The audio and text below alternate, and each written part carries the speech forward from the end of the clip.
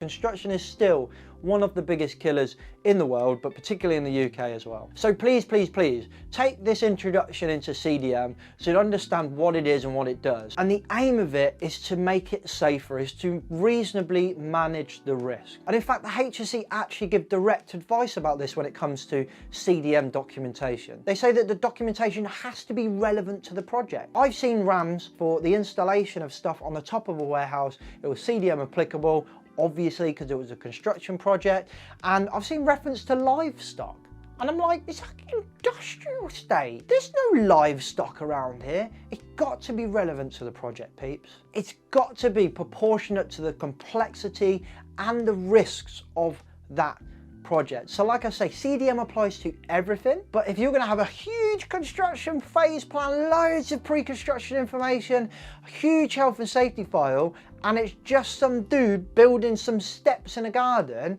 no wonder people think health and safety's gone mad. But if it's a huge complex project or it's a really risky project, then 100% the documentation should be nigh on the ball. And here's the clanger, right?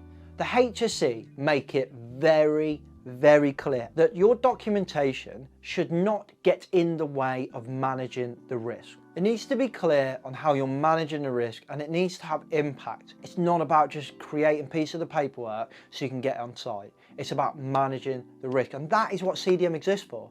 And if you're doing it for any other reason, then you might as well not do it. And you're just biding your time. You're just playing lucky and hoping that nothing goes wrong.